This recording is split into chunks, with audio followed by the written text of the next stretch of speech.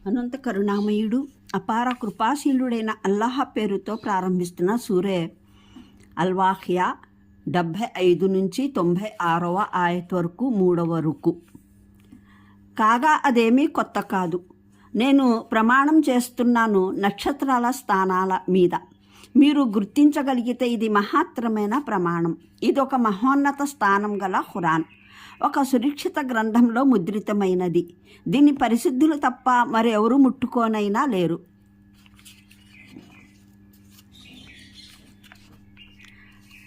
ఇది నిఖిల జగతికి ప్రభు అవతరింపజేసినది. అయినా మీరు ఈ వచనం పట్ల అశ్రద్ధను కనబరుస్తున్నారా? ఇంకా దీన్ని నిరాకరించడమే ఈ వరప్రసాదంలో తమ వాటాగా నిర్ధారించుకు పెట్టుకున్నారా? ఇప్పుడిక మీరు ఎవరికి పాలితులు కాకపోతే మరి మీ అభిప్రాయంలో సత్యవంతులే అయితే, మరణించేవాని ప్రాణం గొంతులోకి వచ్చేసినప్పుడు మీరు కళ్ళారా చూస్తూనే ఉంటారు అతను మరణిస్తున్నాడని. అప్పుడు పోయే అతని ప్రాణాన్ని తిరిగి వెనక్కి తీసుకురారెందుకు? ఆ సమయాన మీకన్నా మేమే అతనికి ఇతోధికంగా సమీపాన ఉంటాము, కానీ మీకంట పడము. ఇంకా మరణించేవాడు సన్నిహితుల్లోని వాడైనట్లయితే అతనికి విశ్రామం, ఉత్కృష్ట ఆహారం, వరప్రసాదాల స్వర్గం ప్రాప్తమవుతాయి. మరి అతను కుడిపక్షం వాడైనట్లయితే అతనికి ఎదుర్కోలు ఇలా జరుగుతుంది: నీకు శాంతి కలుగుగాక, నీవు కుడిపక్షం వారిలో ఒకడివి.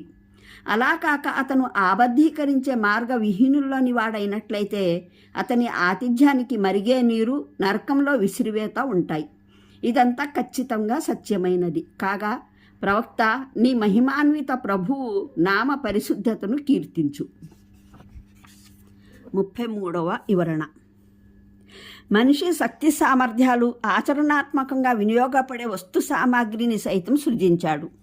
మానవుడు పూర్తిగా ఏమరపాటుకు లోనై మైమర్చిపోకపోతే ఒక్క అగ్ని మాత్రమే చాలు ప్రపంచంలో తాను అనుభవిస్తున్న ప్రయోజనాలన్నీ ఎవరి మహోపకారాలలో, ఎవరి వరప్రసాదాలలో గుర్తు చేయడానికి. మూలంలో ముఖ్వీన్ అన్న పదం ప్రయోగించబడింది. నిఘంటుకారులు దీనికి విభిన్న అర్థాలు చెప్పారు. కొందరు దీనికి ఎడారిలో దిగిన ప్రయాణికులు అని అర్థం చెప్పారు. కొందరు ఆకలిగొన్న వ్యక్తి అని అర్థం చెబుతారు. మరి కొందరేమో నిప్పు ద్వారా ప్రయోజనం పొందే జనులు అని అర్థం చెప్పారు. ఆ ప్రయోజనం పొందడం అన్నది భోజనం వండుకోవడం ద్వారానైనా, వెలుతురు ద్వారానైనా, వేడిమి ద్వారానైనా కావచ్చు. అంటే ఆయన శుభనామంతో ఈ ప్రకటనను చాటండి. ఆయన ఈ తిరస్కారులు బహుదైవారాధకులు ఆయనకు అపాదించే తిరస్కారం.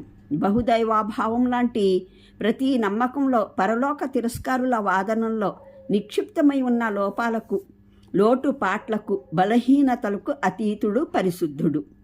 అంటే మీరు అనుకున్నది కాదు అసలు విషయం.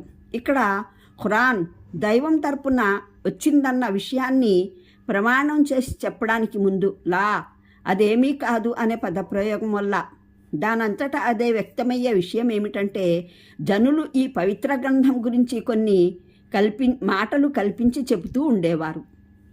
వాటిని ఖండించడానికి ఈ ప్రమాణం చేయడం. నక్షత్రాల సందర్భాలు అంటే వాటి స్థానాలు, వాటి మజిలీలు, వాటి కక్షలు అని అర్థం.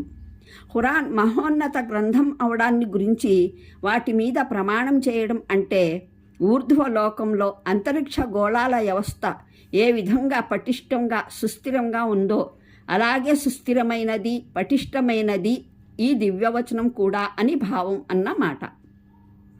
ఏ దైవమైతే ఆ వ్యవస్థను నిర్మించాడో ఆ దైవమే ఈ వచనాన్ని అవతరింపజేశాడు. ఇస్ప వ్యవస్థలోని అసంఖ్యాకమైన పాలపుంతలు, ఆ పాలపుంతలలోని అగణ్యమైన నక్షత్రాలు, గ్రహాల మధ్య నెలకొని ఉన్న పరిపూర్ణమైన సంబంధ బాంధవ్యాలు, సువ్యవస్థ బయటికి చూస్తే అవన్నీ చిందువందుగా అగుపిస్తాయి. ఏ విధంగా ఉందో అదే విధంగా ఈ గ్రంథం కూడా ఒక పరిపూర్ణమైన సువ్యవస్థీకృత జీవన నియమావళిని అందజేస్తుంది. ఇందులో విశ్వాసాల ఆధారంగా నైతికత, ఆరాధనలు, సభ్యతా సంస్కృతులు, నాగరికత, ఆర్థిక సామాజిక విషయాలు, శాసనం, న్యాయశాస్త్రం, యుద్ధం, సంధి, మానవ జీవితపు సమస్త కోణాల సవివరమైన మార్గనిర్దేశాలు ఇవ్వబడ్డాయి. వీటిలో ఏ విషయము మరో విషయానికి అనుకూలమైనది కాదు. వాస్తవానికి ఈ ఆలోచనా వ్యవస్థ విభిన్న ఆయట్ల వచనాలలో వివిధ సందర్భాలలో ఇచ్చిన ప్రసంగాలలో వివరించబడి ఉంది. అలాగే ఏ విధంగా దైవం నిర్మించిన ఊర్ధ్వలోక వ్యవస్థ అచంచలమై అందులో రవ్వంతైనా వ్యత్యాసం ఏర్పడకుండా ఉందో, అదేవిధంగా ఈ గ్రంథంలో తెలుపబడిన యథార్థాలు, ఇవ్వబడిన నిర్దేశాలు కూడా అచంచలమైనవి. అందులో ఏ ఒక్క పొల్లు కూడా దాని స్థానం నుండి కదిలించ వీలు లేనిది. దీని ఉద్దేశం లోహె మహఫూజ్ సురక్షిత ఫలకం అన్నది. దానికి కితాబీ మక్నూన్ అన్న పదం ప్రయోగించబడింది. దీని అర్థం దాచిపెట్టిన గ్రంథం అన్నది. అంటే ఎవరూ దాన్ని చేరుకోలేరు అన్నమాట. ఈ సురక్షిత గ్రంథంలో ఖురాన్ నమోదై ఉందంటే భావం ప్రవక్త మహానీయులకు అవతరింపజేయబడటానికి ముందు అది అల్లాహ్ వద్ద భాగ్య గ్రంథంలో నమోదై ఉందన్నమాట. అందులో ఎటువంటి మార్పులు చేర్పులు జరిగే అవకాశం లేదు. ఎందుకంటే అది సృష్టితాలన్నింటి అందుబాటుకు దూరమైనది, అతీతమైనది. తిరస్కారులు ఖురాన్ పైన మోపే నిందలకు ఇది ఖండన. వారు దైవ సందేశహరుల్ని జ్యోతిష్కుడు అని అనేవారు. ఈ వచనం ఆయనకు జిన్నులు, శైతానులు అంతర్ప్రేరణగా అందజేస్తారని అనేవారు. దానికి దివ్య ఖురాన్లో పలు చోట్ల సమాధానం ఇవ్వడం జరిగింది. ఉదాహరణకు షుఆరా సూరాలో ఈ ప్రస్ఫుట గ్రంథాన్ని శైతానులు తీసుకొని అవతరించలేదు. ఇది వారికి శోభించని పని కూడా. వారు ఇలా చెయ్యనూ లేరు. వారైతే ఇది వినకుండాను దూరం చెయ్యబడ్డారు. ఆయట్లు 210, 212. ఇదే విషయాన్ని ఇక్కడ ఇలా వివరించడం జరిగింది. దీన్ని పరిశుద్ధులు తప్ప మరెవరూ ముట్టుకోనైనా లేరు అని. అంటే శైతానులు దీన్ని తీసుకురావడం, దీని అవతరణా సమయంలో ఇందులో జోక్యం కలుగజేసుకోవడం సుదూర విషయం. ఇది సురక్షిత ఫలకం నుండి ప్రవక్తకు అవతరింపజేయబడేటప్పుడు పరిశుద్ధులు అంటే పరిశుద్ధ దైవదూతలు తప్ప ఇతరులు దానికి దగ్గరలోనూ చేరుకోలేరు. దైవదూతలకు పరిశుద్ధులు అన్న పదప్రయోగం చేసిన దాని భావం అల్లాహ్ వారిని అన్ని విధాల అశుద్ధమైన భావాలు, కోరికల నుండి పరిశుద్ధపరిచి ఉంచాడు అన్నది. అనంత కరుణామయుడు, అపార కృపాశీలుడైన అల్లాహ్ పేరుతో ప్రారంభిస్తున్న సూరే అల్వాఖియా 75 నుంచి 96వ ఆయత్ వరకు 3వ రుకు. కాగా అదేమీ కొత్త కాదు. నేను ప్రమాణం చేస్తున్నాను నక్షత్రాల స్థానాల మీద. మీరు గుర్తించగలిగితే ఇది మహత్తరమైన ప్రమాణం.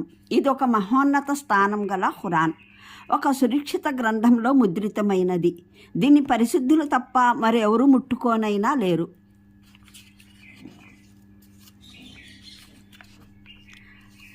ఇది నిఖిల జగతికి ప్రభు అవతరింపజేసినది. అయినా మీరు ఈ వచనం పట్ల అశ్రద్ధను కనబరుస్తున్నారా?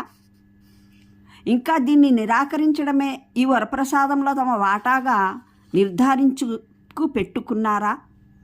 ఇప్పుడిక మీరు ఎవరికి పాలితులు కాకపోతే మరి మీ అభిప్రాయంలో సత్యవంతులే అయితే, మరణించేవాని ప్రాణం గొంతులోకి వచ్చేసినప్పుడు మీరు కళ్ళారా చూస్తూనే ఉంటారు. అతను మరణిస్తున్నాడని, అప్పుడు పోయే అతని ప్రాణాన్ని తిరిగి వెనక్కి తీసుకురారెందుకు? ఆ సమయాన మీకన్నా మేమే అతనికి ఇతోధికంగా సమీపాన ఉంటాము, కానీ మీకంట పడము.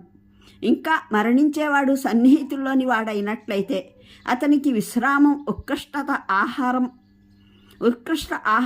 వరప్రసాదాల స్వర్గం ప్రాప్తమవుతాయి. మరి అతను కుడిపక్షం వాడైనట్లయితే అతనికి ఎదుర్కోలు ఇలా జరుగుతుంది: నీకు శాంతి కలుగుగాక, నీవు కుడిపక్షం వారిలో ఒకడివి. అలా కాక అతను ఆబద్ధీకరించే మార్గ విహీనుల్లోని వాడైనట్లయితే అతని ఆతిథ్యానికి మరిగే నీరు, నరకంలో విసిరివేత ఉంటాయి. ఇదంతా ఖచ్చితంగా సత్యమైనది. కాగా ప్రవక్త, నీ మహిమాన్విత ప్రభువు నామ పరిశుద్ధతను కీర్తించు. 33వ వివరణ. మనిషి శక్తి సామర్థ్యాలు ఆచరణాత్మకంగా వినియోగపడే వస్తు సామాగ్రిని సైతం సృజించాడు. మానవుడు పూర్తిగా ఏమరపాటుకు లోనై మైమర్చి మైమరిచిపోకపోతే ఒక్క అగ్ని మాత్రమే చాలు ప్రపంచంలో తాను అనుభవిస్తున్న ప్రయోజనాలన్నీ